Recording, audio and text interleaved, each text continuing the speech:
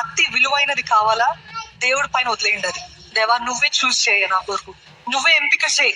నేను చూస్ చేసుకోవడం కాదు, నేను కోరుకోవడం కాదు, నాకు ఈ వ్యక్తి లేకపోతే నాకు ఈ ఉద్యోగం లేకపోతే నాకు ఇదే కావాలని నేను కోరుకోవడం కాదయ్యా, నీ చిత్తమే నెరవేర్చబడును గాక.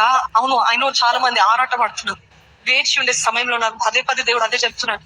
చాలా మంది మీలో వేచి ఉండే సమయంలో దేవుడు నన్ను ఇంకెందుకు ఇంతకాలం వేచి ఉండమంటున్నాడు, నాకు అర్థం కావట్లేదు అని డిస్కరేజ్మెంట్ వచ్చేస్తుంది. అన్నిటికంటే కష్టమైనది ఏంటి తెలుసా అండి? దేవుడు మౌనంగా ఉన్నప్పుడు ఆయన పైన ఆధారపడి ఉండటము కష్టము. ఎటువంటిది ఏ సమాధానము రావట్లేదు, కానీ నన్ను నమ్ము, నన్ను నమ్ము, నన్ను నమ్ము అంటున్నాడు దేవుడు. ఎట్లుంటది ఇంకెంత కాలము అనే డిస్కరేజ్మెంట్ ఫీలింగ్ వరకు వచ్చుంటారేమో. కానీ దేవుడు ఏమంటున్నాడు తెలుసా? నా చిత్త నమ్ముతున్నట్లయితే నేను నీకు అతి శ్రేష్టమైనదే ఇస్తాను, కానీ నీకు తక్కువైనది నేను ఏది కీడు చేయను అంటున్నాడండి దేవుడు.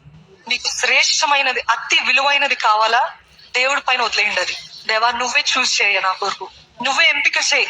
నేను చూస్ చేసుకోవడం కాదు, నేను కోరుకోవడం కాదు, నాకు ఈ వ్యక్తి లేకపోతే నాకు ఈ ఉద్యోగం లేకపోతే నాకు ఇదే కావాలని నేను కోరుకోవడం కాదయ్యా, నీ చిత్తమే నెరవేర్చబడును గాక.